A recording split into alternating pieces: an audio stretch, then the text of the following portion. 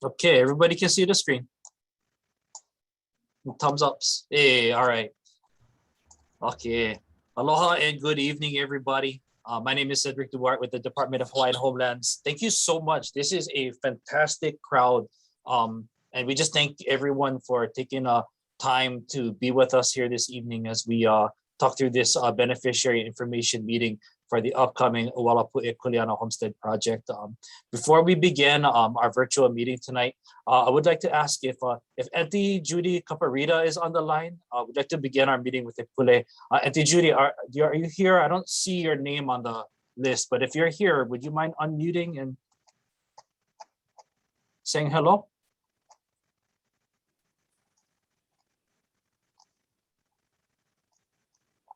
Aloha, Cedric. This is Cora, the daughter of Judy.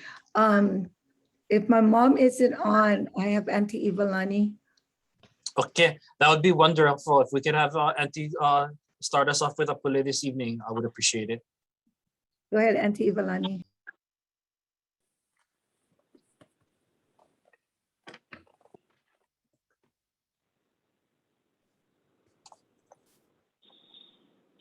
Auntie Ivalani. Karaoke. Is she on? Is she on? She is. Yeah, I'm here. Mahalo. Sorry. Tulikako, mahalo ke ako, man. E ko mako, iloko kalani. E ho ano ia ko inoa. E hiki mai ko aupuni. E malama ia ko maki makahunua nei. E liki mea ia ai malama ia makalani la. E haawi mai a mako I ke ala. E aina mako no ne ala. E kala mai ho ia mako I ka mako lawe hala ana. Me mako I kala ne ka poi lawe hala I ka mako. Mai ho ku o ia mako I ka ho wali ia mai. E ho pakele no na nea ia mako I ka ino. No ka mea, no ke aupuni. Ao me ka mana, a me ka hona ne ia. Amen. Father, we thank you for this meeting that we're gathered together. May we all, Lord my God, come in unity and love. We pray that thou continue, Lord my God, to give us your wisdom, revelation, knowledge from you, Lord, and understanding of the truth. We praise you and we give you all the glory in Jesus' name. And you all in agreement say amen. Thank you. Amen.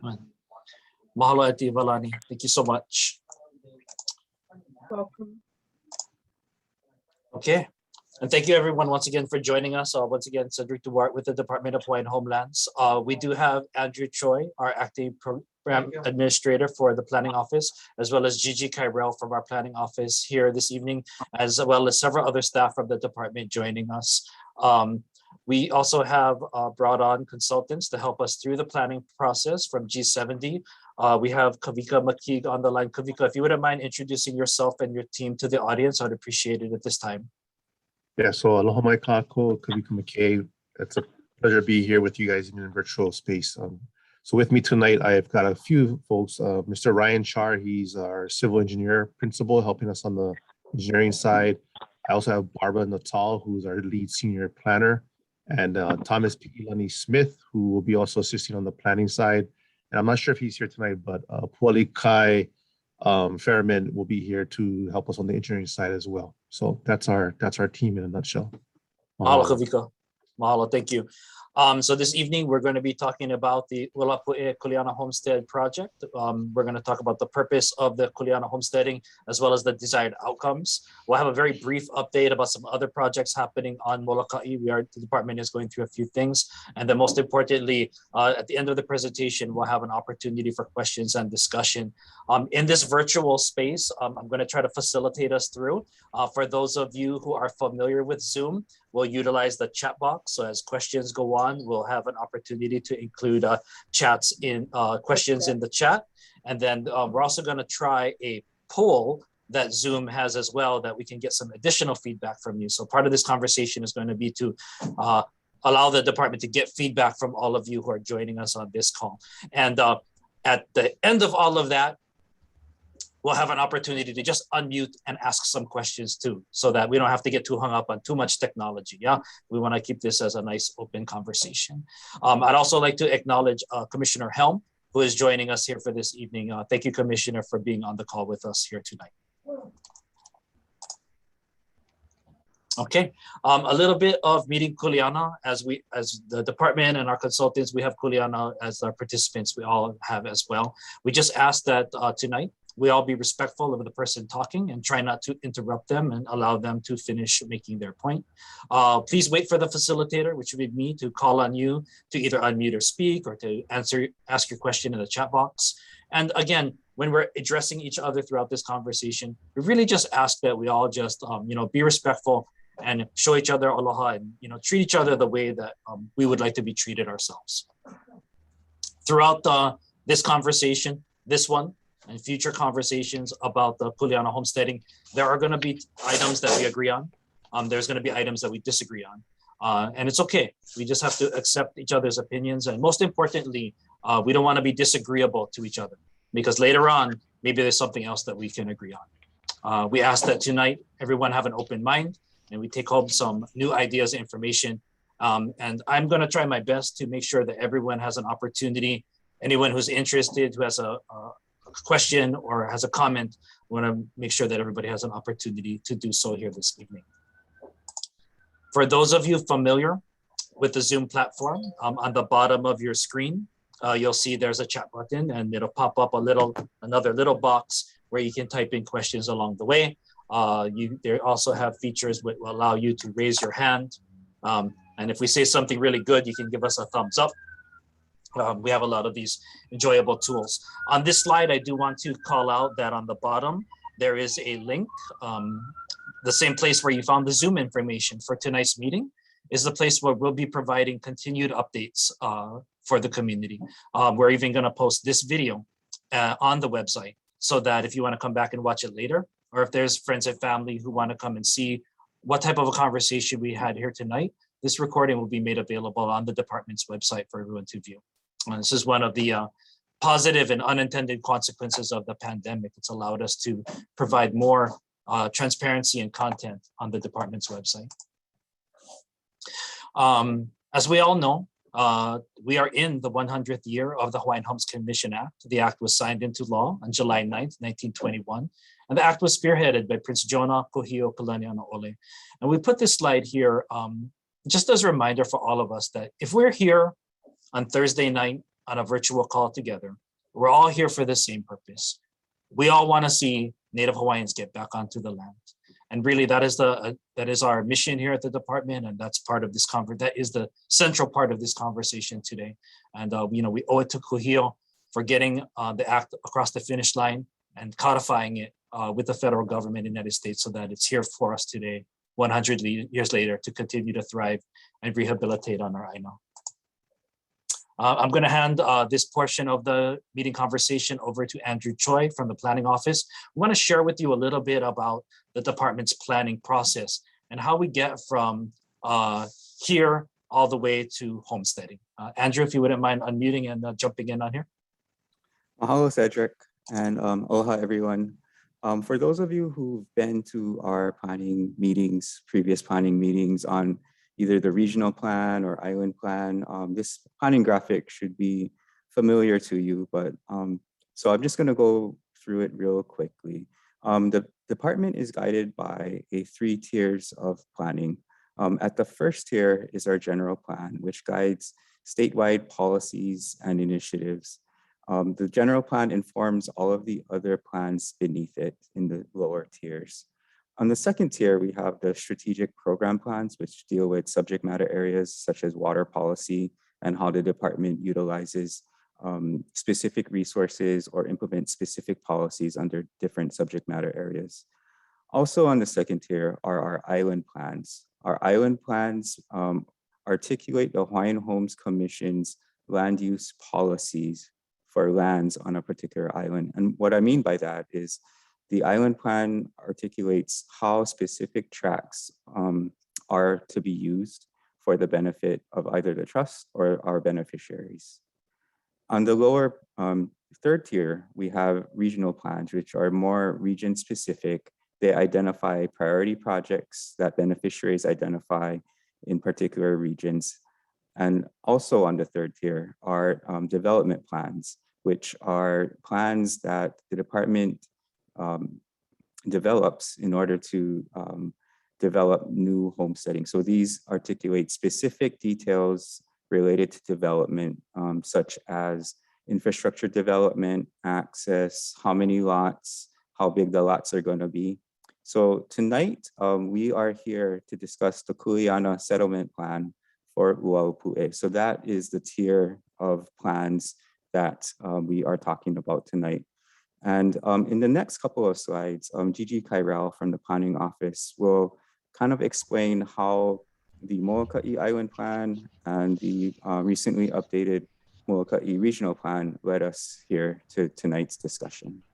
So I'd like to introduce Gigi from our planning office. She is the department's grant specialist, as well as the planning office's liaison to the island of Molokai. Aloha, everyone. And mahalo, Andrew and Cedric, for starting us off. I'm really excited that we've come to this point to be able to kick off this great new Ualapu Kuleana Homestead project. It's a brand new homestead project, and we're just starting. So I'm glad to see we have over 65 people on this call. So this is a great turnout for a virtual meeting. So as Andrew had explained, we do have a tiered system for the planning system, which helps us to forecast in the future what our homestead projects may be for our beneficiaries. So the Molokai Island Plan, we are currently using the one that was approved by the Hawaiian Homes Commission from June 2005. Island plans are generally forecast for over 20 years. So we're not quite there yet for an update to the current island plan. The island plan identified the Ualapu area. The first priority is actually for residential areas. However, the department since then has not been able to move forward with that project due to we're not able to develop the water and infrastructure due to the high costs. So that project has been on hold, the residential project for Ualapu. In the island plan, other land use designations include general agriculture, special district, and community use. So really that's all the island plan does, is it designates the land use. In other areas, they refer to it as zoning, but in Hawaiian Homes, we refer to it as land use. So outside of an update, for the island plan, island plans can be amended, and we can touch on that later in this particular project. So next slide. The regional plan, the Molokai Regional Plan, that was updated and approved recently by the Hawaiian Homes Commission in February of 2020.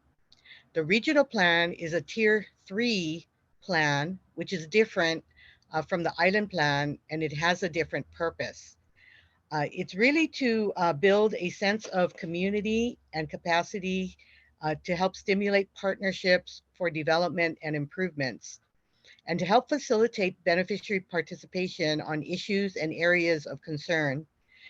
The regional plan also identifies priority projects within existing homesteads as well as future planned homestead areas. Regional plans help to document current conditions and trends, analyze state and county plans to identify a prioritized list of projects. So the Kuleana project that we're going to be talking about today is clearly a beneficiary-driven project. It was initially proposed by beneficiaries during this regional plan process. The regional plan went through extensive beneficiary consultation for over a year and a half, starting in late 2018, then finishing up late in 2019, and then commissioned in February 2020. We also, in the regional plan, through the beneficiary consultation process, we also try to identify a community champion for each project. You know, as you know, in today's world, the department cannot do all these projects by ourselves. It takes partnerships and it takes collaboration. So we need organizations at the community grassroots level, you know, to be partners with us, as well as all of you as individual beneficiaries to help us implement these projects, especially new homestead developments and new lot developments. So in this case, for the Ualapu Kuleana Homestead project, the identified community champion, they stepped up to the plate as volunteers, is the Ahunui Homestead Association. They are identified and listed in the regional plan as the community champion for this project. And we do applaud their efforts and their volunteer and energy, time and efforts in the last couple of years that they have been working very hard at the community level to partner with the department on this new project. So that's about the updates on both the Molokai Island Plan and the regional plan. Next, I will turn it to our consultants, the department's consultants, G70. So to Kavika. Mahalo.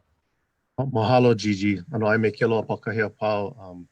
I was kindly reminded that I've been doing this for a while because I was starting my career, I think, when I got the privilege to work on the 2005 Molokai Island Plan and got to know many of the communities back then and realizing time kind of flew by. But here we are tonight to talk about Ualapu. And I think Group 70 has been blessed to work with the department on a couple of these Kuleana Homestead settlement plans. In its current version, we were blessed to work on Pu'uopai, Kekaha, Kauai, and Anohola. And what we thought was always a good frame of reference just to start the conversation is going back to the sense of the word Kuleana. I mean, many of us in our generation and before, you know, we are quickly to define it by a sense of privilege or, you know, our responsibility and therein, you know, the assertion of a right. And I was reminded, you know, as folks were talking, you know, one of my pilina to Molokai via where I come from in Honouliuli, Makakilo, was through Kumu John Kaimikawa, because he lived there in Makakilo for a little while and helped us there with Pu'u Kapole. And I remember him one time talking about, or he through an aha aina ceremony, you know, he had all the traditional food and explained the importance of kalo and the symbolism of ulu and the kumu i'a. And the last thing he pulled out was a soda cracker. And in his way and his metaphor, the soda cracker, right? Because the Hawaiian word for cracker is palena. And so when you eat the cracker, it's palena ole. And the mana'o behind that was, you know, our love for our land, our love for our culture should have no boundaries. And within that, he would talk about Kuleana from a sense of ancestral obligation. That, you know, we are here only because our kupuna were here before us. And that whatever we get to do in the time we have on this honua is to leave in perpetuity for those kupuna yet unborn. So when we talk about Kuleana homesteading, as we'll be talking about this evening, right, it's not just sort of our right to possess, like us in the current generation, but the right for those generations to come and how we create connections back to the land. And again, as I'm preaching to the choir, that's why we have the Homestead Act, and that's why many of you are beneficiaries, and some of you still on the wait list. So I like to set the tone, you know, that this plan really is trying to get back to that sensibility, if you will, of the definition of Kuleana to really give this right of responsibility and ancestral obligation back to us as a lahui. Next slide, please. So just a little bit about Kuleana homesteading as it's defined in the rules. You know, as a precursor to that, these numbers that we're sharing here is as current as August 31st, 2021. So right now we have 2,144 individuals are on the waiting list. And it's a combined number there, as you can see with the numbers on ag, residential, and pastoral, of which agriculture has the greatest number, slightly more than residential, 1,100 to 837 and 207, excuse me, for pastoral. Many of those individuals, and some of you could be here this evening, have been waiting for more than 30 years. So one of the things we want to talk about in terms of Kuleana homesteading is sort of the expedited or the how we can get folks to get onto the land in a quicker fashion, sort of cut to the chase. And the Kuleana homesteading process helps to enable that to come to fruition. So next slide, please. So what is the Kuleana Homestead Program? So I'm just going to go really quickly. I'm not going to spend a lot of time diving into the rules, but for those who may not be familiar, it is within the Hawaii Administrative Rules, Section 10-3-30. And Kuleana homesteading leases are enabled or designated for specifically unimproved available Hawaiian homelands. And that word available is a very specific definition, and it means basically it can be selected for those leases by the Hawaiian Homes Commission due to, as Gigi was hinting, right, excessive cost to develop the tract due to either limitations of resources, access to utilities, distance from utilities, and the physical characteristics of the land. So the rules clearly define it as a specific type of lands that are available. Next slide, please. And so what are the responsibilities of the department? We'll go a little bit into the responsibilities of both the department and the lessees. So there's two main things to highlight here. That it's the Hawaiian Homes Commission that ultimately will determine which wait list or combination therein we will use to make the Kuleana awards. In the cases of Pu'uopai and Anohola, again, through a similar conversation, albeit it was in person, and I do apologize, we can't be there on island with you folks, to speak he alo, he alo. Hopefully Bombay pretty soon we can come visit. But in the meantime, when we had these conversations on Kauai as an example, it was the intentions of those communities wanting ag and some limited pastoral. Again, here tonight and moving forward, we'll probably work through what that list could be or should be and working with the commission to make the final determination. Secondly, the department itself by the rule is required to do two specific things. One is ultimately get to a settlement plan that has specific content, and within that settlement plan to clearly define what are those parcels that will be made available for homesteading purposes and provide a meets and bounds description of those lots. And secondly, to provide an unpaid right-of-way to those awarded lots, excuse me. So this is so this type of homesteading, if you will, is kind of essentially off-grid living, kind of goes back to even some of the precursor days of alternative homesteading lifestyle. Well, alternative for maybe the idea of living in a home with access to running water, et cetera, and going back to some of the early ideas from even like the 80s with the Kanaka Code, where it's just about us getting connection back to Aina. And so this is the responsibilities of the department.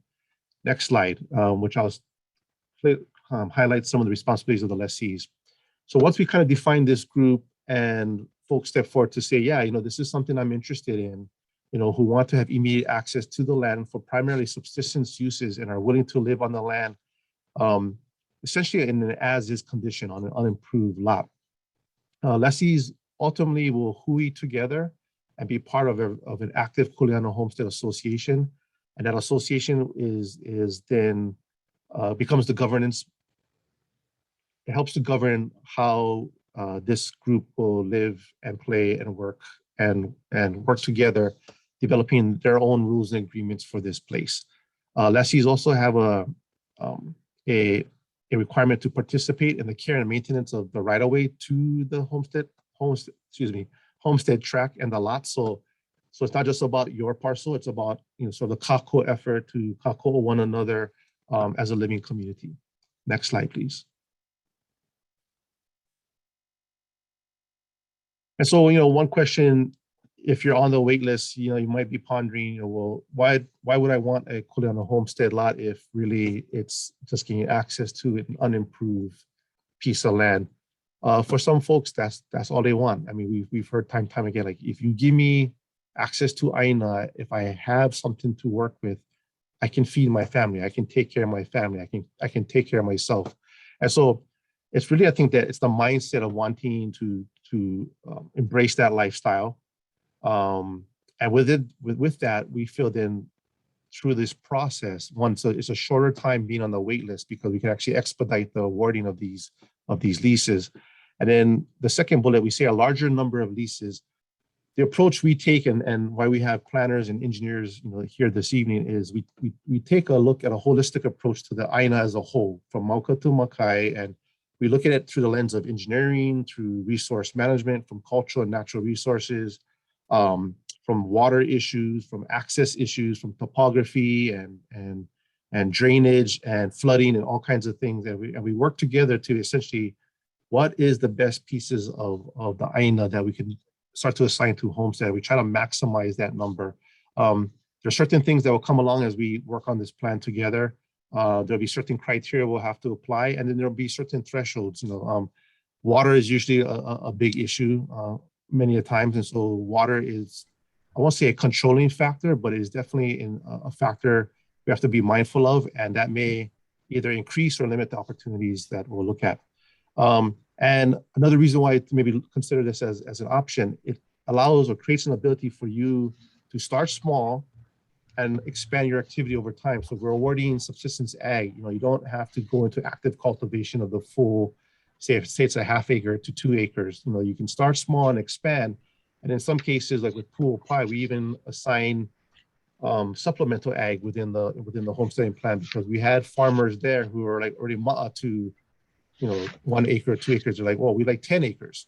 So there's ways we can have that conversation and say, okay, well, your homestead lot could be, like, it's somewhere between 1 acre, maybe 2 acres, but then there could be other opportunities within the homestead to expand your activity, whether it's in farming or resource management, carrying of the native forests, just all these kinds of things. And last, as I mentioned before, it's really a community-based management of the community, of the resources of the Aina in full. So again, speaking to the original idea of Kuleana, it allows us to re-engage in the care and stewardship of our connection to our home.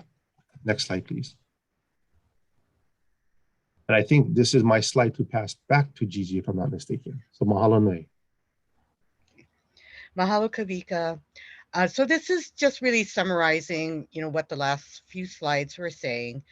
The Kuleana Lease, it's a fast track to get on the land. It's an unimproved lot. It's off-grid lifestyle. So that's something you folks really need to think about. Is this the lifestyle that you want for you and your ohana? More of the responsibility is on the lessee.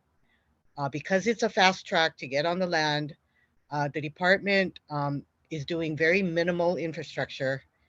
We are only required to put in an access road, an unpaved road to get to the lots, and the meets and bounds. That's pretty much the minimum we can do under the Kuleana lease. So without all that development time, we will go through more quickly in being able to offer these lots and get people settled on the land. And there's also this sense of community stewardship. Folks have to work together. There will be a Kuleana Homestead Association that everyone will participate in, and to take care of common areas and community use spaces. And what we mean by more responsibility on the lessee, for example, if you do want to build a house, you can take as long as you want, build up your savings and buy materials slowly at a time. That's really up to you. This is being proposed as a subsistence agriculture Kuleana homestead. So as a subsistence agriculture lot, you're not required to build a structure or have a residence on it. Okay, so I just want to make that clear as well. So on the other side, where we have the conventional lease that the department, traditionally does, more time, that takes up a lot more time. The department has to develop the infrastructure, and infrastructure is very, very expensive to put in: the water, the sewer, the power, and more responsibilities on the department. So that's really the trade-off between a department, conventional lease, where it has long development time, and a department Kuleana lease, which is much shorter and does get people on the land much faster. Next slide. So overall, this is the overall process, for the Kuleana Homestead settlement. We're starting here. This is the very first meeting to introduce this project. We're in the planning phase. That is expected to take 2 years, take us into 2023. So after the planning phase is POW, then we move on to development. And as I mentioned before, a development for Kuleana Homestead is a much shorter time frame. Again, the department is only required to put in a road, an unpaved road, and the meets and bounds for the lots. And that's it. That's really it. And we will, we will see what the water options are going to be in the planning phase. And a lot is going to happen in that planning phase to identify any other needs that this particular community wants to have in this development. And then after the development is POW, then we move into lot offering, awarding of the leases, awarding of the lots, and then lease signing. And then finally, actual settlement on the land. So, we wanted to lay this out just to show the very high level major steps that it takes to get all the way to settling on the land. There's some really big steps here that we have to go through to finally get to settlement. But again, the objective is to get beneficiaries more quickly on the land as opposed to our conventional and traditional homestead projects. Next slide.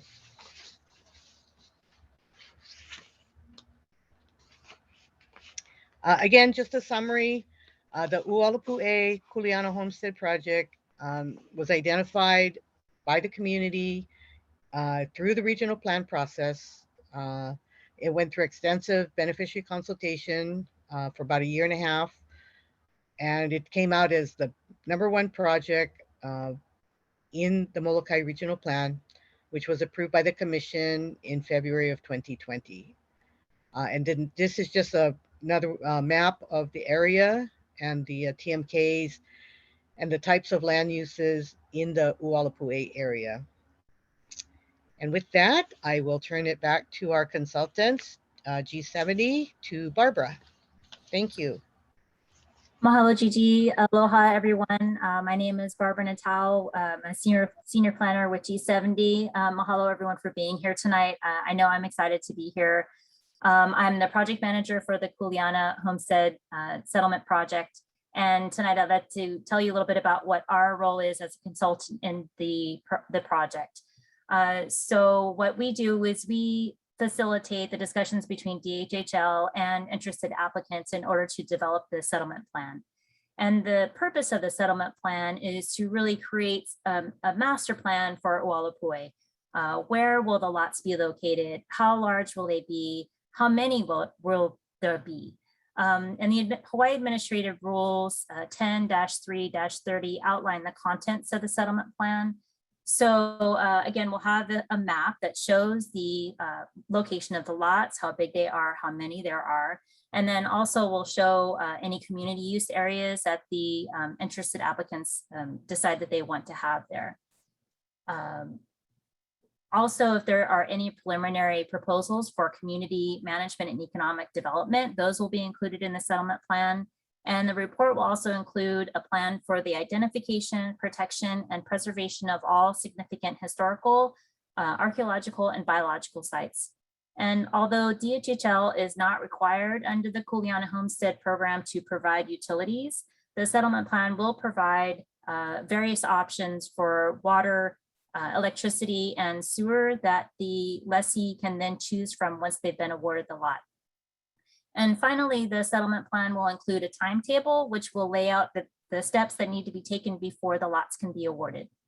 Next, please. So this project requires an environmental assessment, and the trigger for that is because the project will be on state lands. And what an environmental assessment does is it analyzes the project, the master plan as a whole, and it looks to see if there's any kind of impacts that it will have on the environment.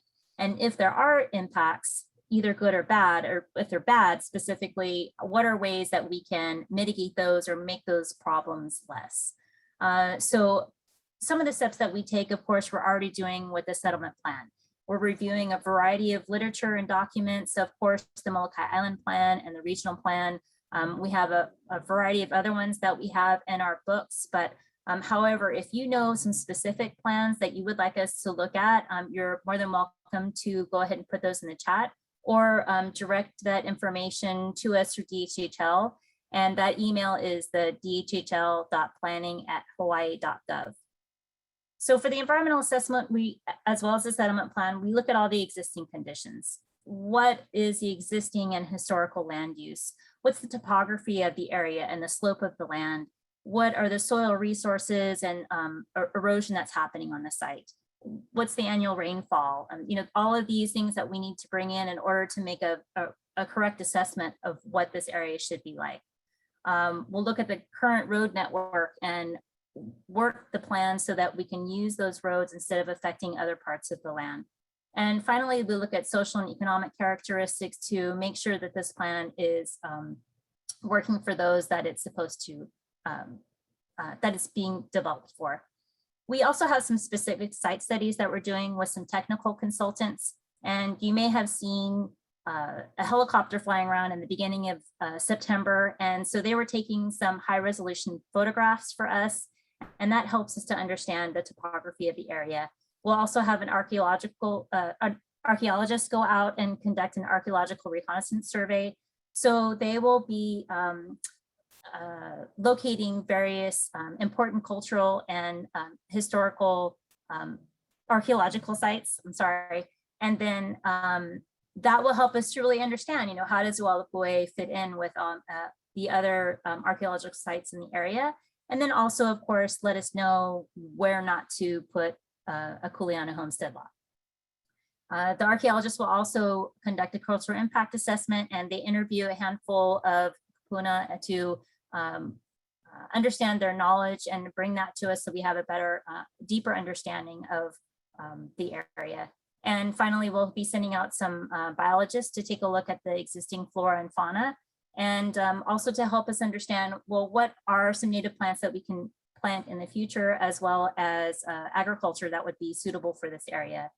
Additional considerations include wildfire prevention management, and we're continuing to reach out to kupuna and cultural practitioners in addition to the cultural impact assessment. And we're also looking for input, obviously, from you, the beneficiaries, as well as the larger community. Our feeling is that if we have, the more information that we have, the better assessment we can make of the area and have a more solid plan. Next, please. And again, I just wanted to remind you, if you have any comments, please send those to the DHHL email, dhhl.planning@hawaii.gov. And so what are the expected outcomes for this planning phase, is which G70 is tasked to do. And so that includes the settlement plan, the environmental assessment, and we're assuming that there's probably going to be some changes in the land use designation in the 2005 plan. It does have general ag and residential, and typically for a Kuleana homestead, there is the subsistence agriculture land use is also in there. Next slide, please.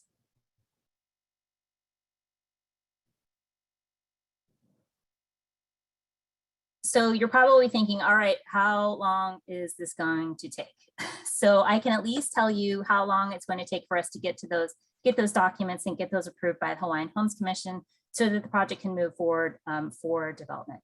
So here we are tonight. We're at the first beneficiary meeting. Again, thank you all for being here. We have some homework to do still. We have done some initial research, but we are going to do some site visits.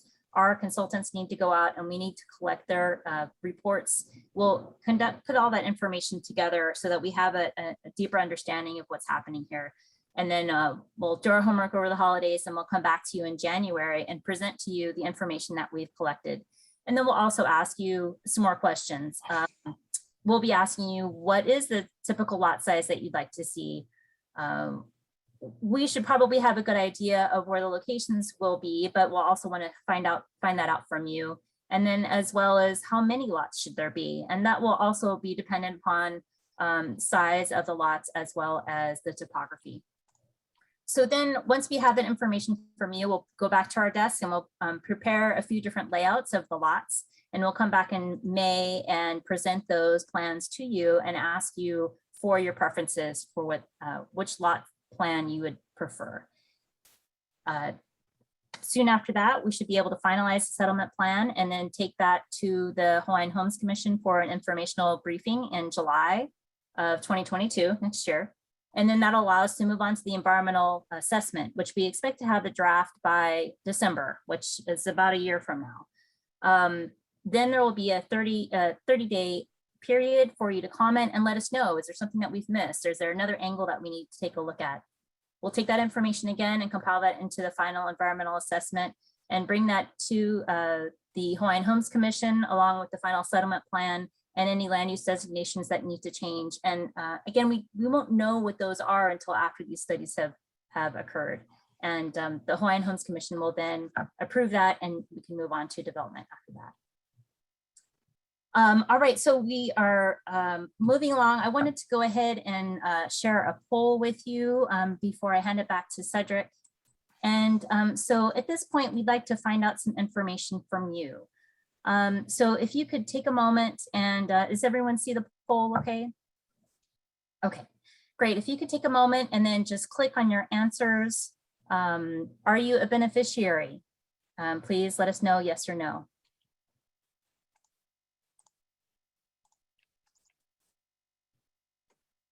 And is everyone able to click on the polls okay? Okay.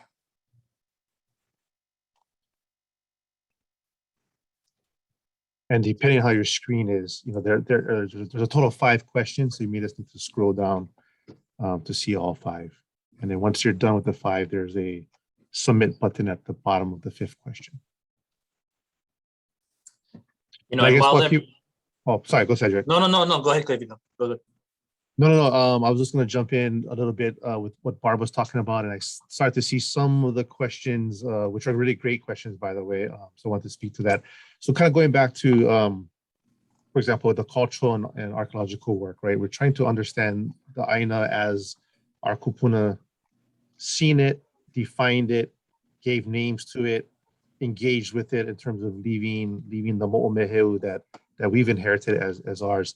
So it's not just about identifying them and then figure out where we want to put the future generation of homesteaders onto the Aina, but how do we create that interface? So part of the responsibility that will come out of this is I think developing a strong natural and cultural resource management plan that allows for both restoration of these resources, the care of these resources, looking at opportunities for re-engaging in appropriate cultural practices and looking for maybe even place-based educational opportunities. So that's a key part, I think, to the connective element that we're trying to gain here through the homesteading process. There was a question, I think asking, well, why an EA versus an EIS? And I'm not sure if this is the time to answer them, but I'm looking at Cedric. Should I answer them now or maybe we'll hold off? Oh, okay. No, So, go ahead and knock some of those out because I'm anticipating more. yeah, exactly. So, as planners, we're sort of mandated via the rules and the law to kind of work in the confines of that. So there's I won't go into too heavy detail, but there's specific what we call significance criteria, and we can make that all available. And basically, it's things like making sure that the project doesn't have a permanent impact upon natural and cultural resources, that the benefits of the project go back into the environment or to the community it's trying to serve. And so we get into these conversations of trying to identify things that are substantial and what we call adverse or major impacts. The hope is, and our experience has been on the past 2 planning processes, that the EA versus an EIS was a good threshold to engage the investigation. And of course, as you start that investigation, if things come up that then warrant a more thorough, detailed analysis, because you have something of substance where the project is going to have a irreparable impact, then sometimes that does require us to go into an impact statement. For this project too, as I understand it, and again, I'm just a consultant speaking on experience, is that it's also driven by the definition of the project, which here the project is being defined as the Kuleana Homesteading Settlement Plan, which is defining the metes and bounds of the homesteading lots. So thus far, the EA has been determined to be the adequate threshold, if you will, of that. Now, that being said, we do have to look at everything. So we'll look at water, we'll look at drainage, we'll look at flooding, we'll look at natural disasters, we'll look at social economic indicators. So there's a lot that goes into the analysis that we just haven't really started yet. So today I can't tell you what those impacts are, but I guess, hopefully rest assured that, as they come up, we'll be talking about them and being transparent about them. There was another question, I think, on process. I can't. How will the impacts to the wider community be assessed? That's another great question. So part of the EIS, the 343 process, the EA EIS process does require us to take into account not just direct impacts to the area that the project's happening, but also indirect impacts and what we call cumulative impacts to the general region. So we will have to assess everything, including access and roadways, the use of public facilities, schools, those kinds of things. Anyway, that's a lot of information, but to say, we're night one of many nights ahead of us.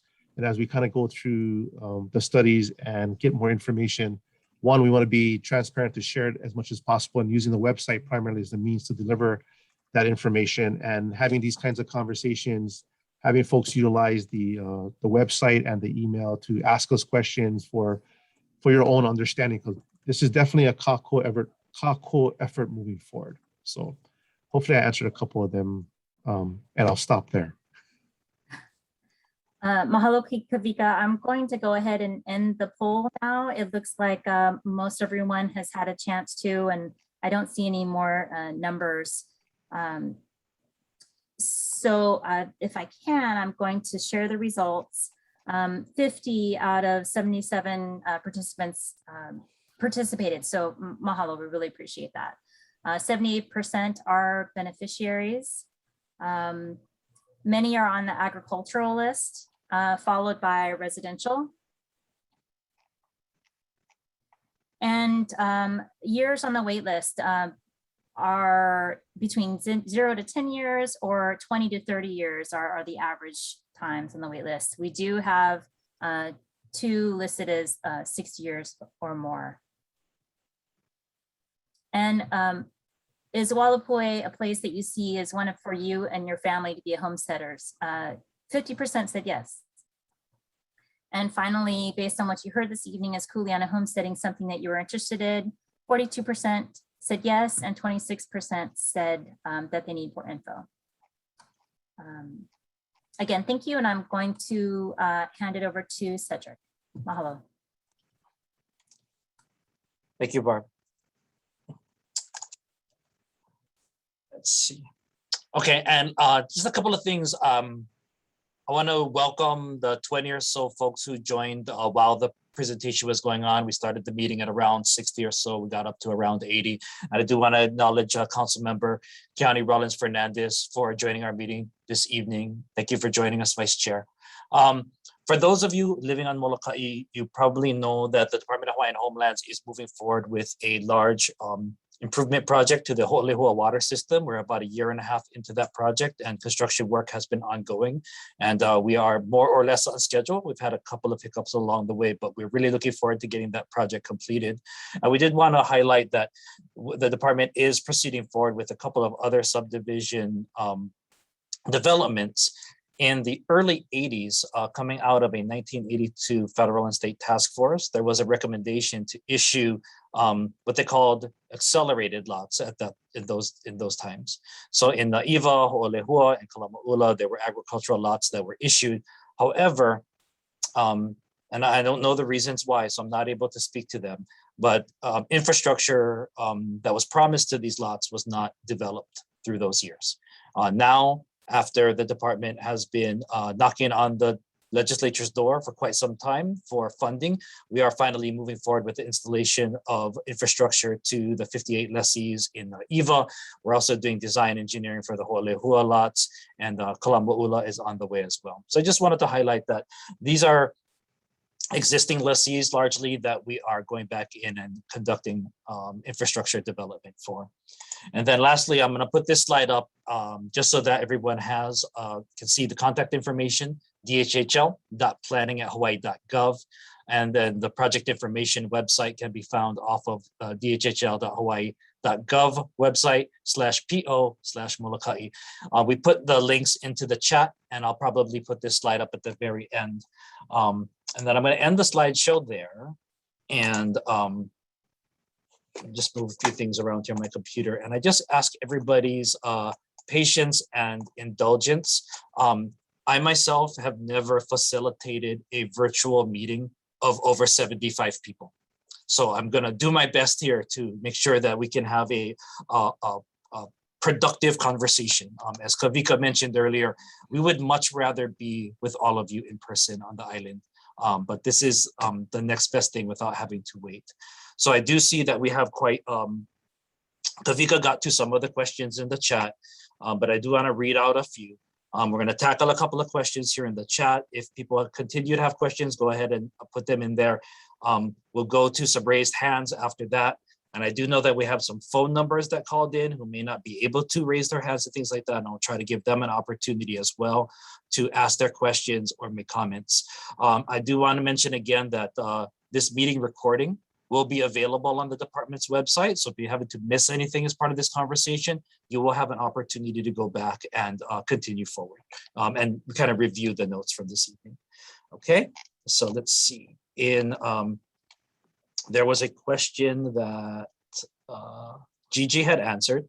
Are photos available to us to see? DGJ will work with a consultant, so we'll get them up on the website. So the photos from the helicopter survey, we'll go ahead and work with G70 to get those made available on the website. So the link in the chat that leads you to the Ualapu Kuleana settlement plan development page on our website, you're going to want to keep that nearby on your computer, because as we update it, that's going to be the place where you can get the latest information as we proceed forward in this development process.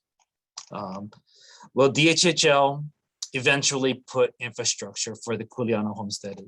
So no, per the Kuleana Homestead rules, the administrative rules, DHL is only obligated to put in unpaved road access to the homestead area, and through the planning process, infrastructure options will be discussed with the beneficiaries further. But based on the rules for Kuleana Homesteading, the department will not be putting in infrastructure. Thank you for the question on that. Let's see. Kavika, you tackled the one question. Is there a way to be removed from your land or lease? And the answer is yes. Each lessee will sign a homestead lease that will have conditions.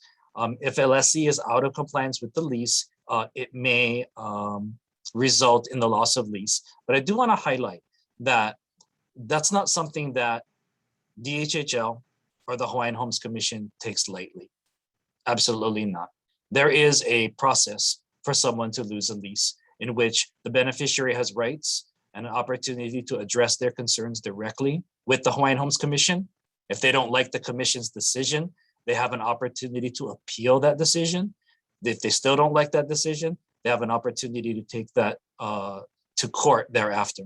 So I do want to point out that while that is a part of the rule that you could lose a lease, that is certainly not something that the staff and the commission really want to pursue. You know, we want to, as I started this meeting with everyone, we're all here to get everybody back onto the land and to put Native Hawaiians onto their aina.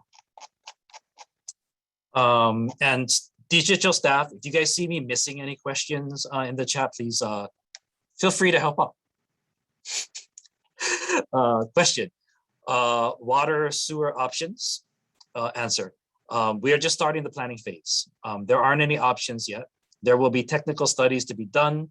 And we've been receiving comments and ideas from beneficiaries themselves. And such options will be listed in the Kuleana settlement plan, which beneficiaries will have the option to review and comment on before it goes to the commission. So as Kavika had mentioned earlier, This is really a collaborative process between the Department of Hawaiian Homelands and its beneficiaries. We're fortunate to have some expertise in the room to help guide us through the process, but really this conversation is to allow us to collectively create this settlement plan. And there was a question earlier about our conversations with the surrounding community. We as Native Hawaiians and beneficiaries, we're a part of the greater community. So while we're having this conversation about what type of a settlement plan will the Kuleana, what will Ualapu look like, we will be having a conversation or sharing our conversations with the greater Molokai community so that they don't feel like they're left out of this conversation as well. But the priority is really to have this conversation here and now with the beneficiaries. One question has come in, have Kuleana leases been awarded such that infrastructure like water, sewer, and electrical have not been provided? So the answer is yes. The Kuleana Homestead pilot project occurred in Kahiki Nui, Maui, and that project began in the mid-90s. I see Blossom Fatera is on the line. In Kahiki Nui, there was not any infrastructure installed aside from the road. There was not water, sewer, or electrical. There was telephone put in, if I'm not mistaken. Blossom, would you like to speak to that at all? Hi, aloha, Cedric. Mahalo.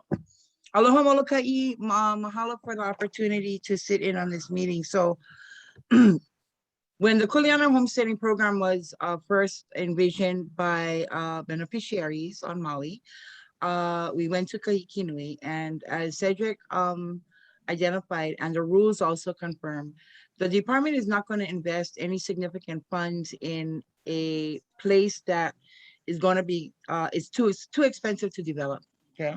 So essentially what we got is an unimproved lot between 10 and 15 acres and a road.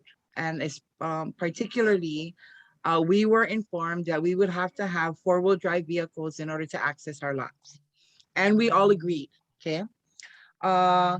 The Kuleana homesteading program was developed to get our people on the land faster, number one, and number two, to meet the desires of those beneficiaries that were willing to live off-grid. And off-grid means no water to your lot, no electricity, no sewer system. So you have to develop your own systems on your lot for your kale.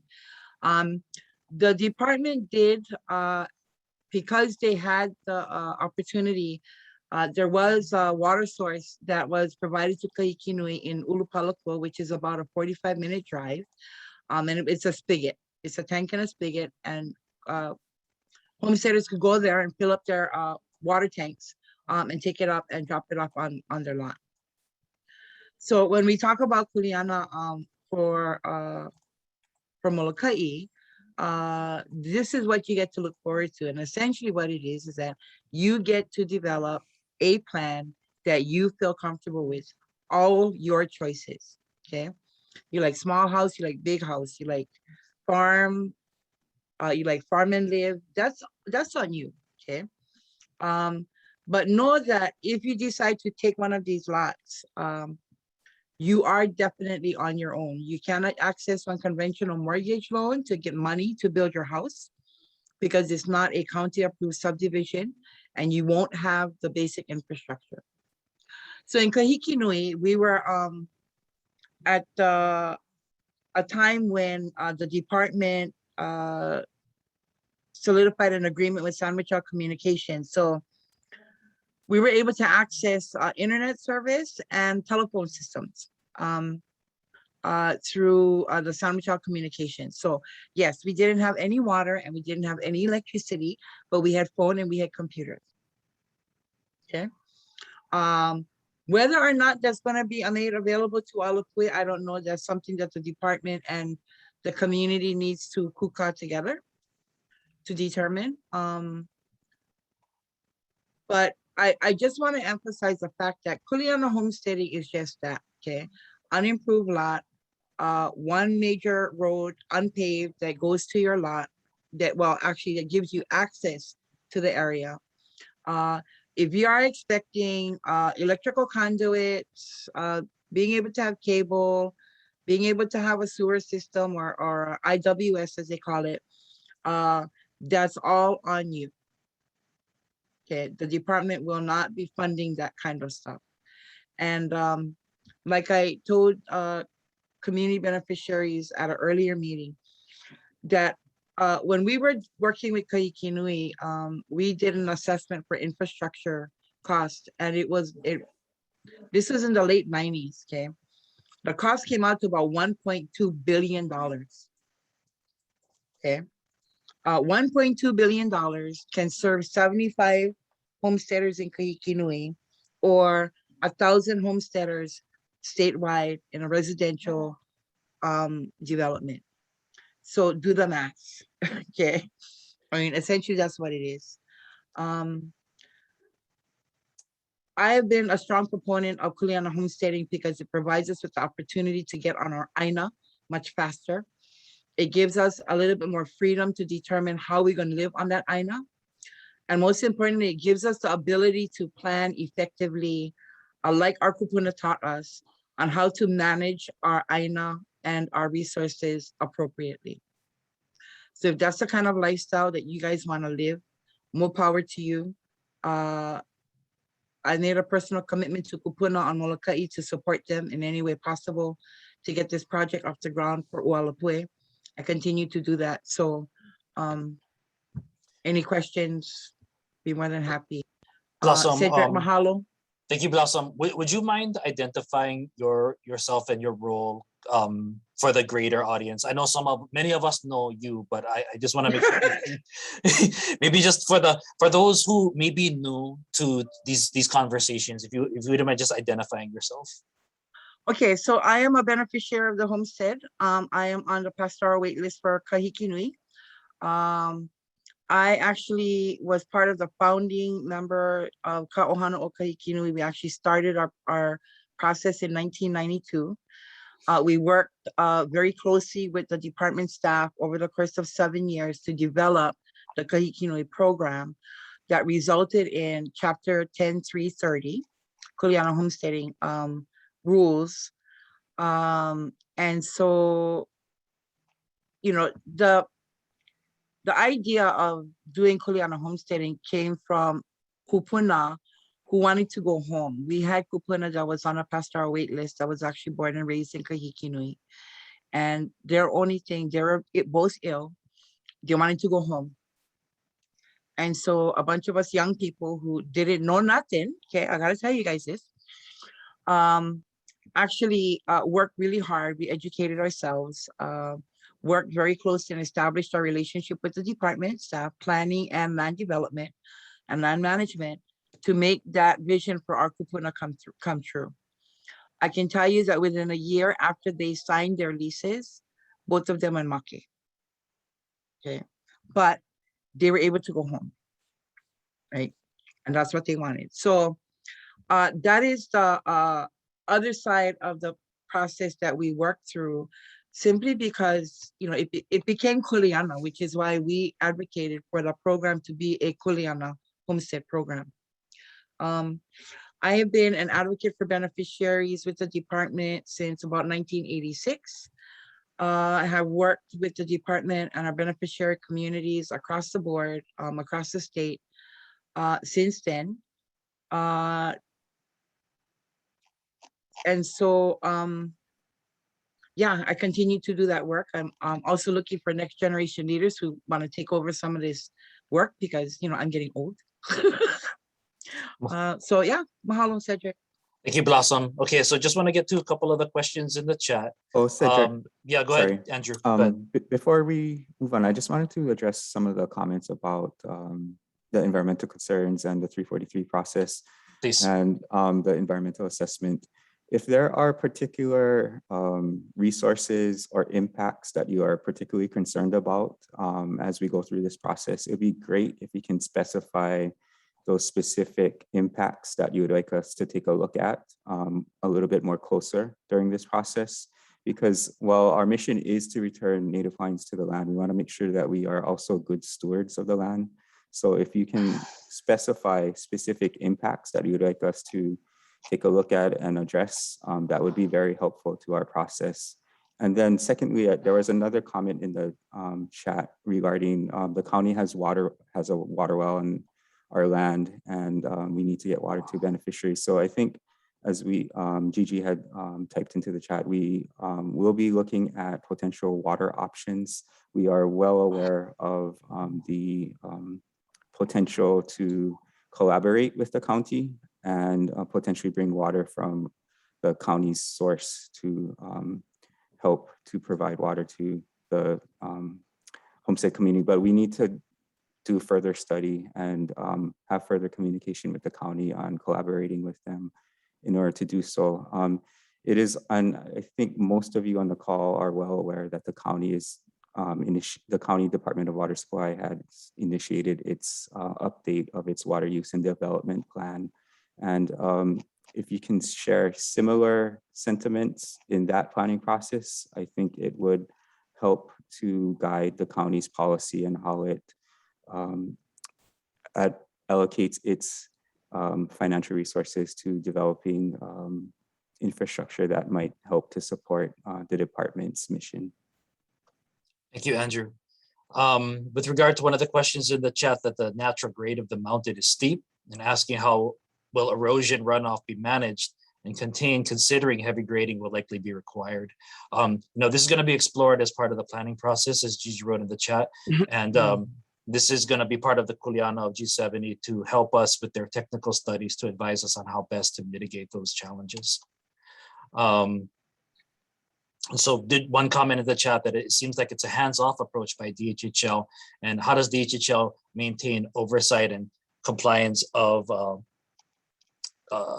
these activities?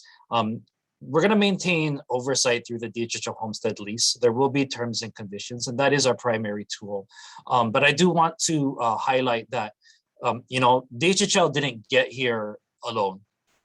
We got here through the regional planning process with the community over about 1.5 years and several meetings. And many of you who have been a part of that project have gotten to know Gigi very well, as she's been on the island throughout that 1.5 years of creating the regional plan update and sort of arriving here at this this one option of a potential homestead lease for those who wish to seek this type of a homesteading product.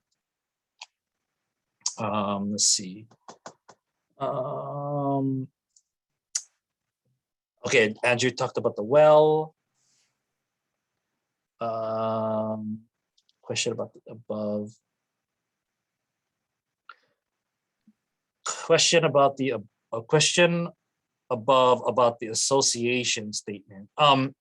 Maybe Andrew or Gigi, would you guys be able to talk a little bit about how the Homestead Association is established and sort of what that means as part of the settlement plan?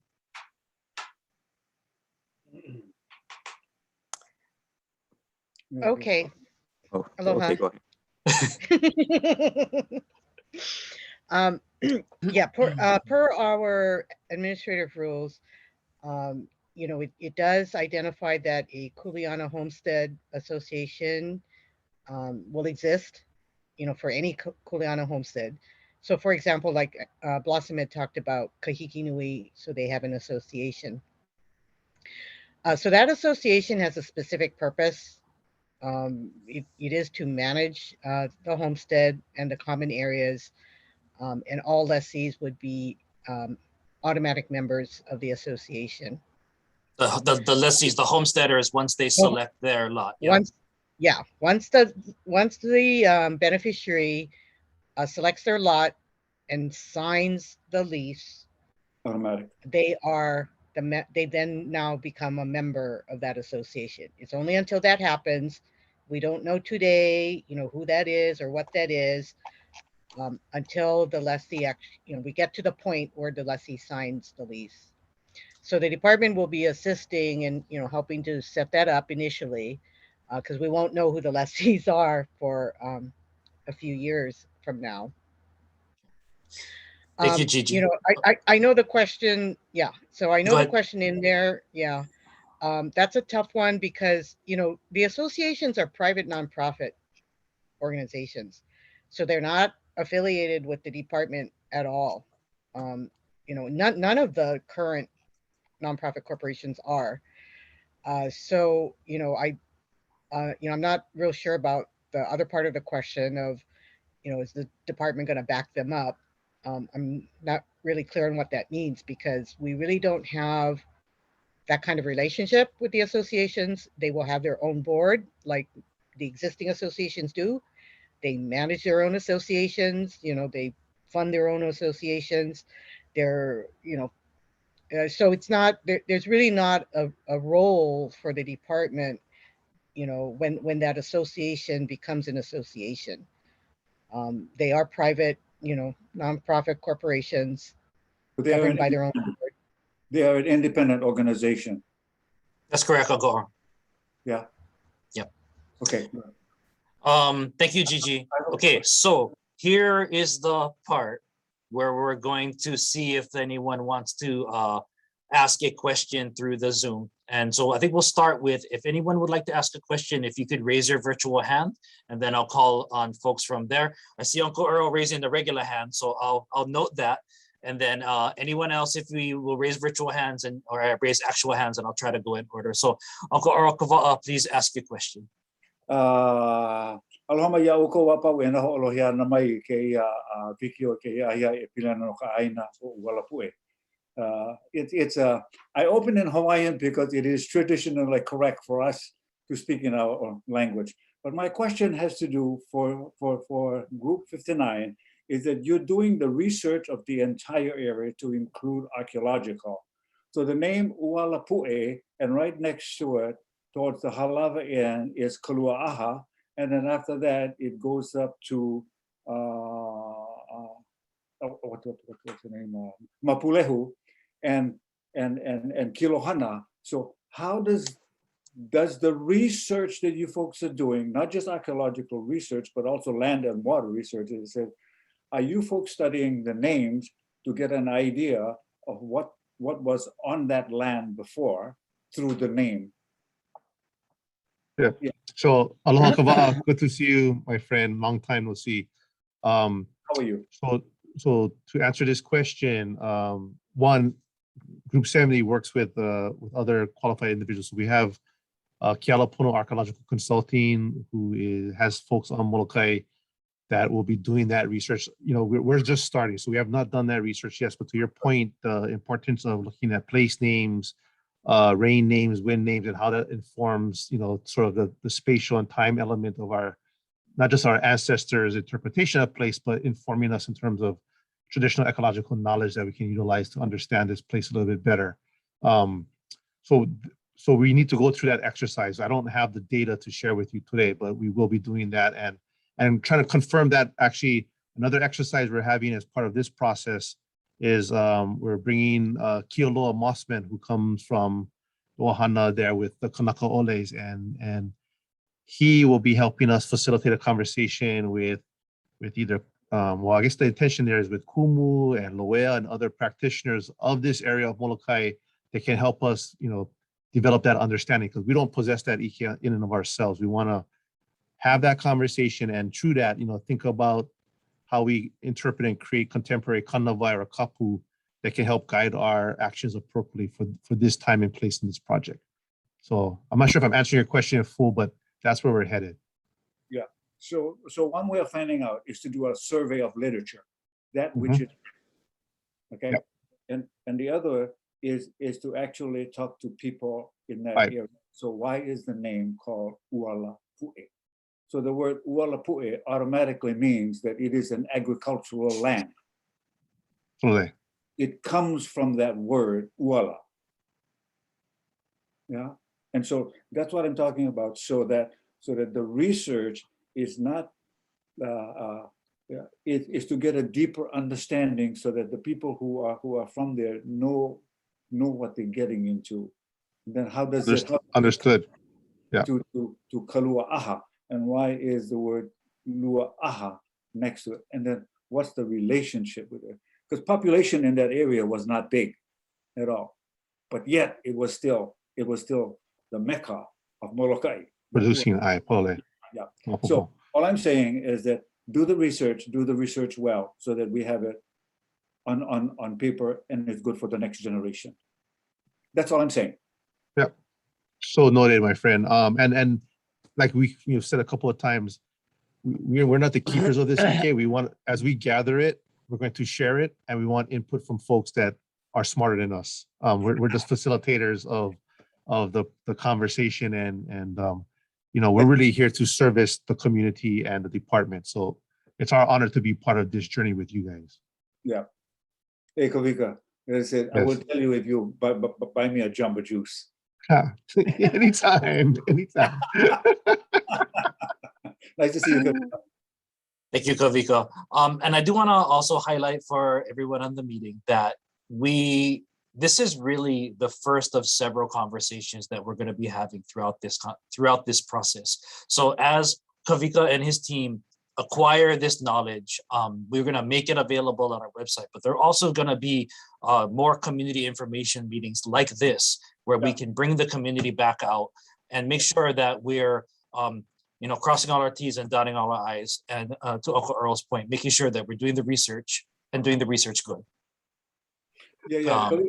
Kavika, Yes, sir. you might take this into consideration, is that if you're holding a community meeting, to consider holding the community meeting for the people of that area first, and then opening it up to the other places. The Western style is to have a meeting for the entire island. Yeah, that's legally correct, that's administratively correct, but it's culturally incorrect. Awful. Yeah.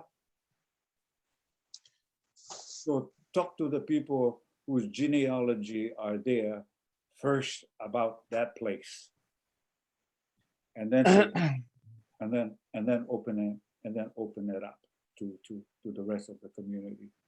So noted. Yep. Mahalo. Okay. And I think I saw another hand up. I see a heart.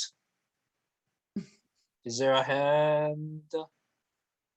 Okay, I'm gonna go back to the chat.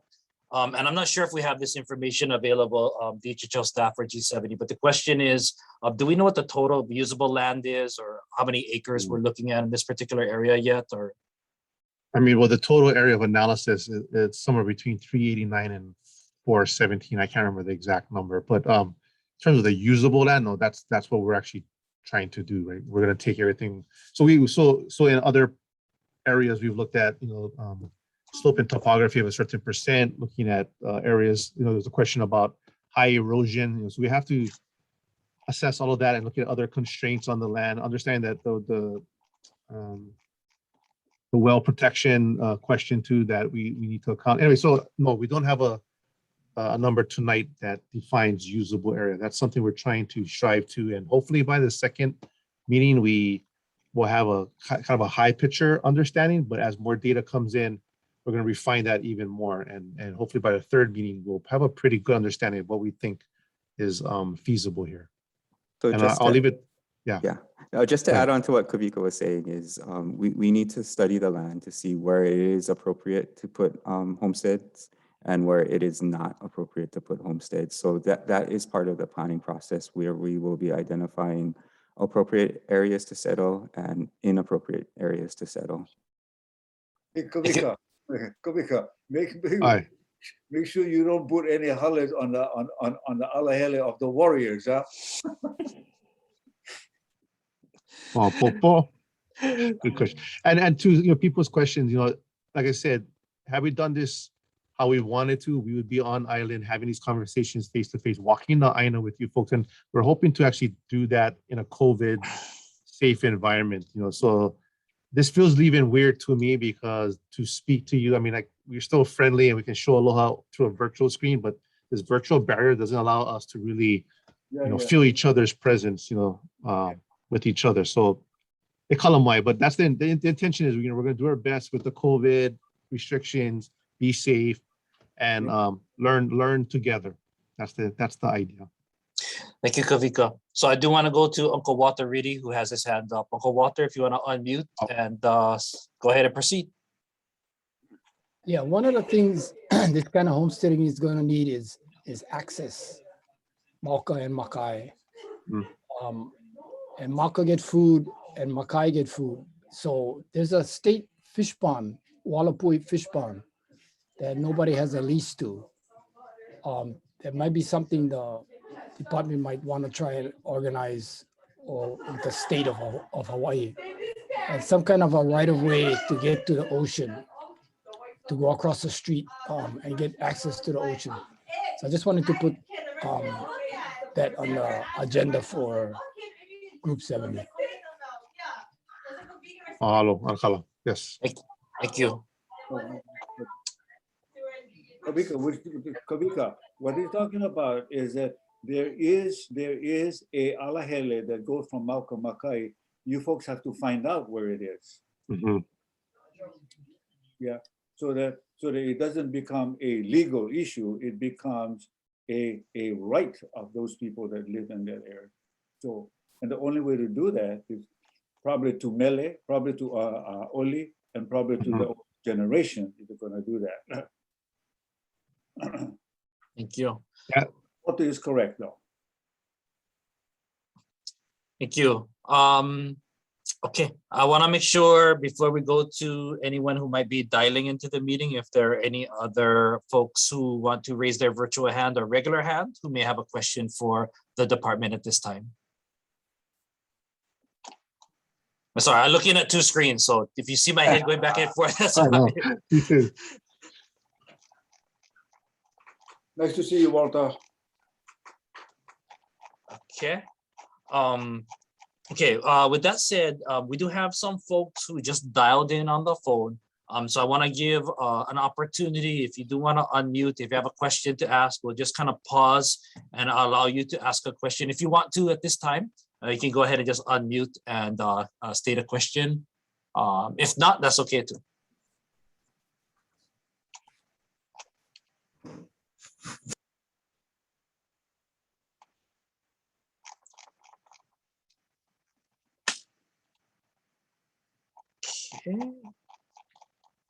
Okay, I'm not seeing any there. Let's see. Aside from questions, are there any, we'll take any last comments if anyone has anything that would like to, state to DHHL or G70 for consideration as we sort of head into the closing parts of this meeting. Blossom, is that a hand or an applause? Or you like talk? Wait, we gotta unmute. Yeah, no, it's a hand. Okay. I didn't want to get into the questioning part, but I did want to make a comment regarding some of the comments that were made about the department recognizing the homestead associations, right? So I can just tell you this, after years of working with the department and homestead communities, your relationship with the Department of Hawaiian Homelands and the Hawaiian Homes Commission is your relationship, and how you build that is up to you. Okay, it isn't a matter of the department recognizing you. It's about you recognizing yourself as a community of beneficiaries, and that establishes your relationship with the department and the commission.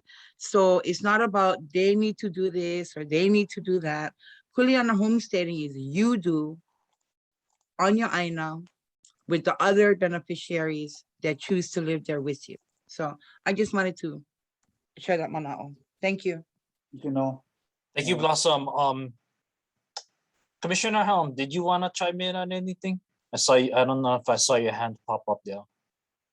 Not really, but I just like to say mahalo to all of the participants. This is very impressive, and I just want to encourage those that are listening to speak your manao, because this is your chance. Of course, there's a process. This is just the beginning, and the more you participate in the process, I think it's going to be more beneficial to you and to your ohana. Yeah, so I just wanted to say to the staff and to all of the G70 group that thank you so much for this opportunity to allow our beneficiaries to speak. And like I say, I want to encourage them to, what do you support, or where you what do you you're for or against the project? I think this is the opportunity that you have. So I just wanted to encourage people to speak out. Other than that, thank you, Cedric. It's a very positive meeting tonight. Thank you. Thank you, Commissioner. Appreciate it. We did have one last question come into the chat, and the question was, if someone on the waiting list receives a Kuleana lot lease, is that person then removed from the wait list to get a residential lot and or ag lot? So as we go through this process, the first thing that the department is going to need to do is work with the Hawaiian Homes Commission to determine which waiting list we'll be using. So if it's determined that this is let's say, for example, an agricultural subdivision, all agricultural lots, or let's say it was all subsistence agricultural lots where you have the option to put a dwelling, that would then remove that beneficiary from both an agricultural list and the residential list. But we're still a little early in the process. When it comes time to determining the waiting list, we will be having this conversation with the community so that we can take a recommendation to the Hawaiian Homes Commission on which waiting list we would be addressing with this particular project. In Kahiki Nui for the pilot project, just as a FYI, that was the Maui Island pastoral list. Yeah. This is a comment, and this is for Kavika.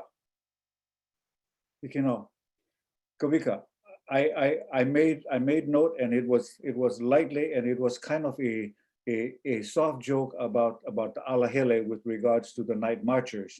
Is that what happens is that if the research is done and done well, Kavika, is that you don't want to build on that path. Yep. Because and that's why the research is really, really important, because my niece was trampled because the house that we lived on was built on alahele. And this was the night marchers that went down. So we don't want our families to be in that line over there and get hurt. Understood. Yeah, I've had personal experience dealing with some of that in my own Waianae community as well. So we'll take that into account, and even like trying to understand visual relationships, triangulation relationships, space relationships between what we anticipate is going to be a lot of important sites. Yeah. It's doing your work culturally correct, administratively correct, financially correct, and politically correct. But oftentimes the cultural stuff is left out. Not with me. I'll put it out there to this group tonight. I can assure you, with this team and this approach, where that's not going to be left behind. Okay. Mahalo, Kavika. Mahalo, Duarte. Thank you. For Kavehi, the question or the comment in the chat with regard to the Na'iva subdivision and the naming of that. Yes, we've heard that. And as we proceed forward with the development of that area, and we start to get the infrastructure put in with the lessees, I think there may be an opportunity to correct the naming there. Yeah. Okay. Let's see. Awesome. Nice listening to you, Wasam. I gotta go cook. Mahalo ko.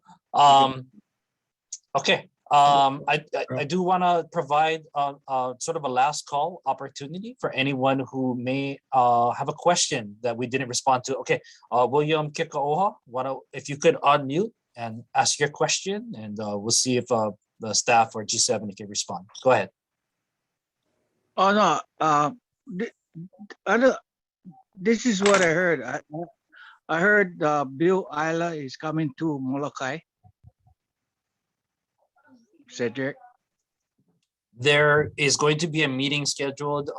Chair Ayla does have to come. I like everybody know that too, you know. So Chair Ayla there's going to be a meeting scheduled for Chair to meet with a lessee, but thank you. Yeah, he's not already scheduled to come to the island just yet. But he looking forward for that. Okay. He when and I guess the rest of the Molokai people should look forward for that too. Okay. Thank you. You're welcome. Okay, we out. Okay. And then there's a hand up. Let me see if I can find the person. Aloha, Lori Buchanan. I see that your hand is up. Hello, Aloha. good to see you. Thank you.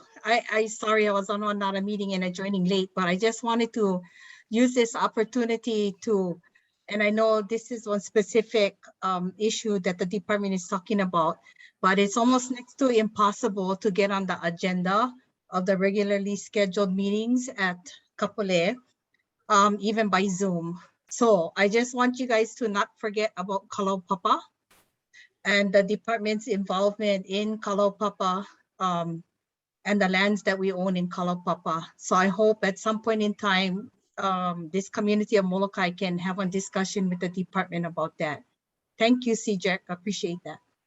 You're very welcome. And I want to say publicly that we will 100% not forget about this conversation with Kalaupapa. We understand its significant importance, not to those of us who have ohana that didn't make it out of that area, but for the residents of the island. So Laura, you have my word. We're not gonna forget about that. So me and Andrew and the rest of the team, Nancy and our group, it's definitely one of the many things on our mind.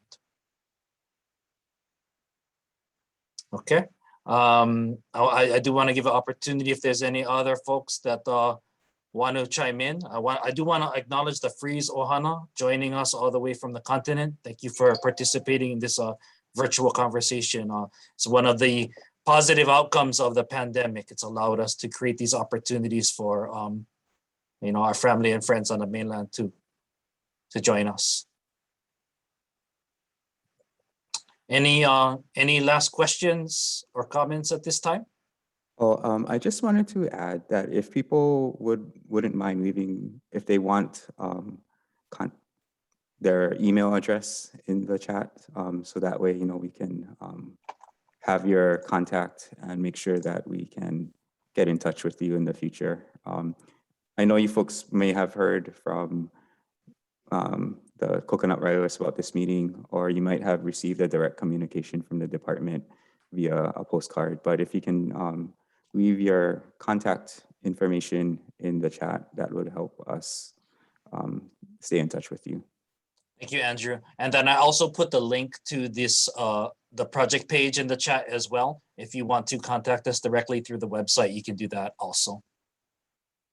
But the team and I will stay on for a few minutes to make sure that everybody has an opportunity to go through the chat and chime in there if needed. Andrew, Gigi, any additional comments at this time? Uncle Mango has his hand up. Okay, let's go to Uncle Mango. Go ahead. Mahalo. Just a question on earlier part. You gave me the information on that same site, but according to what we've been told, there's a site that we're supposed to be able to get in touch with and give our comments and everything to the project as beneficiaries. But on that page, it just gives information out. So is that still happening?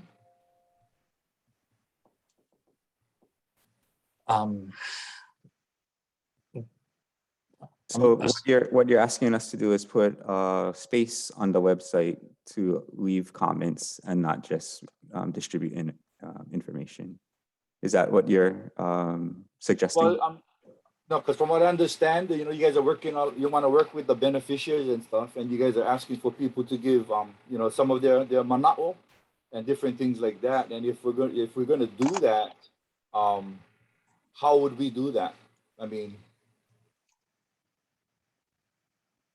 So on the project webpage, on the DHHL website, the link that Cedric sent, there is an email address there, you can click on and send in your comments or attachments. Yeah, so is that not let me just chime in there, Gigi and Andrew. So through this process, the department wants to make sure that we hear from the beneficiaries. So we have these meetings. We have the project page with our email address that comments can be submitted forward to us. You can also write a letter and drop it off at our Molokai district office and just write planning office, and our team there will make sure that we get it. Any way that you can get your comments to us, we want to take it, because that's part of this conversation, is to make sure that we work hand in hand with the beneficiary community all the way through. So, I think we want to make as many opportunities available for you guys to give us information. Does that answer your question? Yeah. Okay. I just looked at, because when I looked at that email, it kind of was more of a generalization, just to the center. And I was just wondering if that would go towards the Ualapu, or would you, I guess the questioning is just getting it down to the point of where do we send things, and how would we have to word it correctly to make sure it got into the correct hands. Yes, into the direct way. So we are unfortunately and fortunately a very small team. So if you send that email and in the subject line it says Ualapu comments, we're gonna get it and it's gonna get to the right project. Right on. Okay. Yeah, you're welcome. Mahalo. Mahalo. So Cora, I do see your hand up, but I also see that there was Aulani, your kupuna has a hand raised on the iPhone. I don't see it on here, but if you could let them know that they can have an opportunity right now to unmute and ask a question, and then we'll go to Cora, and then we'll go to the Frizo Hana afterwards. I am already unmuted. Oh, I see you. Hi, there you are. Aloha. Can I go ahead and speak? Please. My name is Auntie Alma Gamiao. I'm one of the, I'm on with the Ualapu project with Cora. And I've been following this project for as long as from 5 years ago and 2 years ago when it got approved. But just want everybody to know that as a kupuna in the kupuna group, that I fully support the AHA program, Ualapu project. At my age, should I live off the grid? Why not? I want to go back to our land, and I want to prepare for the future of for our children and our grandchildren and those to come. So I am fully in support for all that Cora has done and this whole project. Mahalo, Gigi. Mahalo, all your crew, all you folks that are working so hard to help us get this project off the ground. I've been waiting almost 60 years to get an ag lot. And I'm still determined to stick around and try to get my foot on the ground. As Hawaiians, we deserve to be back on the land. Thank you for your time. I appreciate your listening to me, to this kupuna. Aloha. Thank you. Thank you, Auntie Alma. Cora, please go ahead. Aloha, everyone. My name is Cora Schnackenberg. I represent Hawaiian Homestead Association. Our association is a champion on this project. I wanted to invite all of you the second Tuesday of each month at 6:30. We do have our meetings. We talk about the project. We talk about the status of our project. And we also providing informational presentation and preparation. We don't know at this point who will be awarded, but we are trying to provide the tool that is necessary for our people to be prepared in case they are awarded. So, it's a win-win all the way around. I did want to just share a little bit about the project in itself and how come it came about. I wanted to share back in 2005 real quick. There were, like the Molokai Island plan indicate, the original plan, it was supposed to be a 2 subdivision for residential, and they ran into some problems. Anyway, whatever the cause is, nevertheless, what Ahanui did is we looked at those reports that they have done back in 2004 and 2005. And we looked at the surveys that were conducted. We found out that all those that were lessees, they did a lot of surveys that were working, were still dependent on subsistence. So that means a lot of the people were just ends meet and still dependent on some sort of subsistence, whether it was holo holo or by the Western style on welfare help, Section 8, whatever it may be to move our families forward. So moving it forward, we also looked at the high cost of importing goods, our gas costs, our high cost of our high unemployment rate, and more so with COVID. We're looking at and anticipating that those that choose not to have to be vaccinated, we're looking at them no longer having jobs. We're also looking at 3 families that are living under the same roof with COVID, and the fact that one might get ill and all might get ill. And so it is an expedition. This is one way of expediting our people on their land. Times are very hard, and Molokai people, we already to the lifestyle of living off the grid. And it's not a way, it can be a beautiful community living off the grid. And a part of the project, in every second Tuesday of each month at 6:30, I would love to be honored to share what that may look like. But as this move forward and go through its process, which it has to, you know, it may somewhat shift a little, but that's my mana'o, and thank you for allowing me to speak. Mahalo. Oh, if you could put your email in a chat, and I'll ask maybe Gigi to retrieve it for us. So put AHA and your email or phone number that you may be able to reach. Thank you. Mahalo. And so I want to come to the free Zohana first, and then we'll tackle some questions coming out of the chat. Please unmute and go ahead and ask your question. Hello, and thank you. I just wanted to be really clear.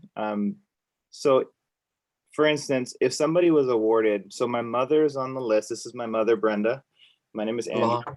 Hello. And if she were to get a lot, she would have it's just the land and whatever resources she could come together with, she would move onto the lot. So anybody who gets one basically has to use their own resources to build a house. And if somebody wanted utilities, they would have to fund that completely, or is it not even possible?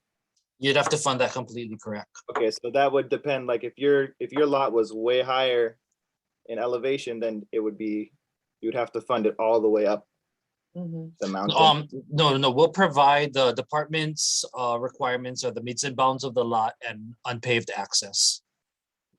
Okay, but utilities.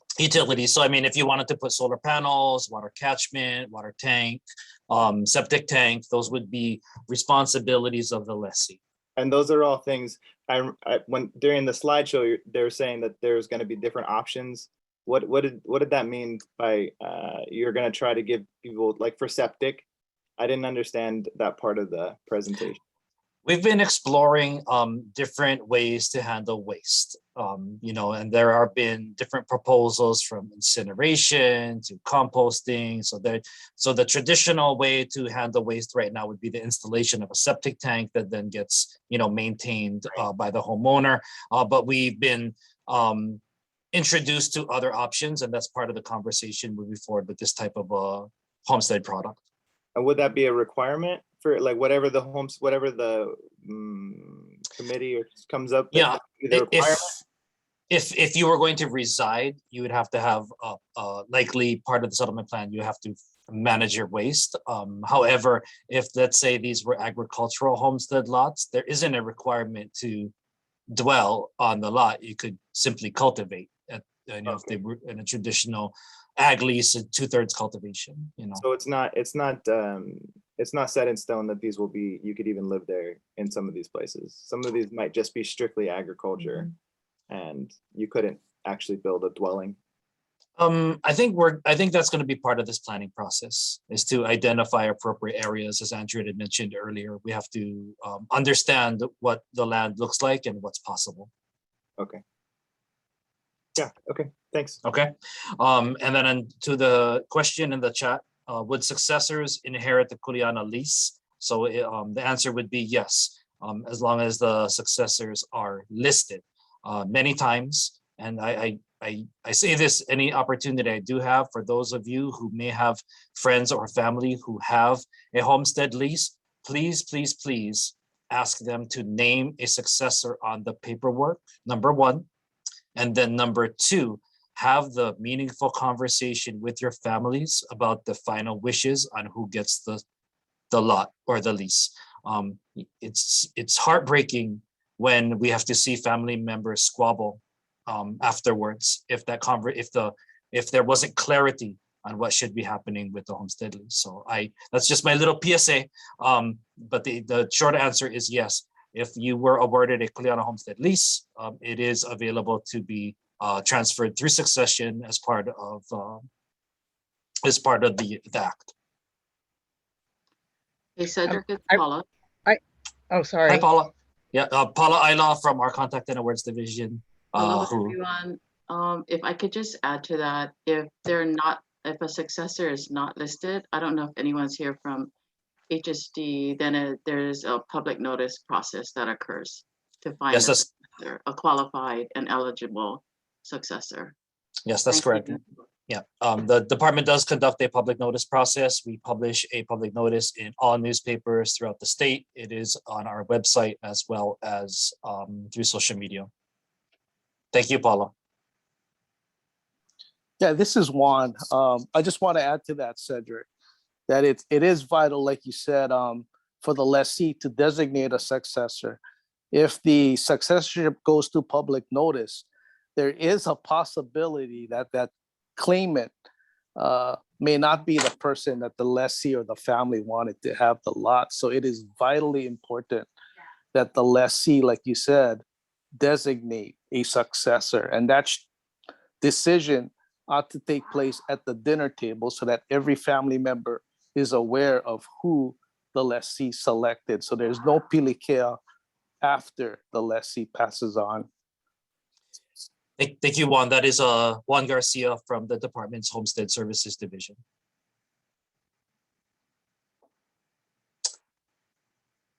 I see one hand up, Mahina and La'a Poi Poi. If you would like to unmute and state your question or comment at this time.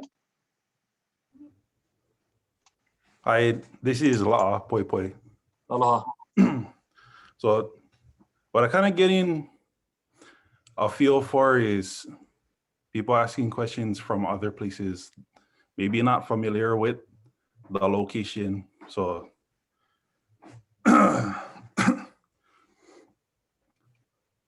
would kind of caution everybody before they get too involved into this project to understand exactly what they're getting themselves into, because the majority of the agricultural area specified in the map is about a 20-degree or a 5x12, or what is it? A 512 pitch on a roof, or like would be a roof 5x12 pitch or 512, which is maybe about a 41% degree. It's really steep. The whole side, the hillside of Ualapu is really steep. In right behind the county water tank, if you were to drive there today, there is one straight direct dirt road that goes right up to the side and then sideways and then straight up. If you were to drive on that road today, you would slide all the way down. So just be careful what you get yourself into. Like I would hope everybody that does plan on getting some kind of feel for what they're planning on, going to touch the soil of the place before they commit or invest in anything. Because this place is very steep, and I'm sure there's better places that can be invested in, like that Hawaiian Homes does have on Molokai, including Kapa'akea or Upper Kapa'akea, Upper Kamiloloa, Upper Kalamu'ula. And just, this is just a precaution for those folks who have never touched the soil of Ualapu. Thank you. Mahalo. I think that's a really good comment. And, I think at least in the beginning here, if the department can make some of those photos available, it may allow some of those who have not seen the area to really at least get a somewhat view of what you're sharing. And then hopefully down the road, to your point, really understand what they're getting themselves into as we move forward. Thank you for your comments, La'a. I appreciate it. We are at 7:51. We do have a few minutes left, but so I do want to allow for anyone to ask any further questions at this time.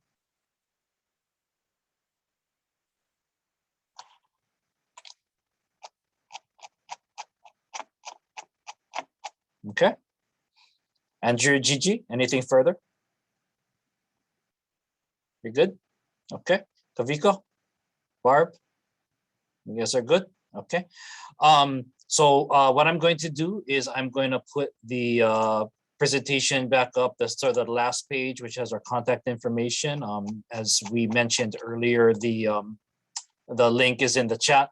And I just want to thank everyone again for taking time out on a Thursday evening to have this conversation with us. It means the world to the department to sort of have these conversations, although virtually, at least get this project started off right by meeting with the community. And as I mentioned earlier, we'll be having lots of ongoing conversations over this next couple of years together.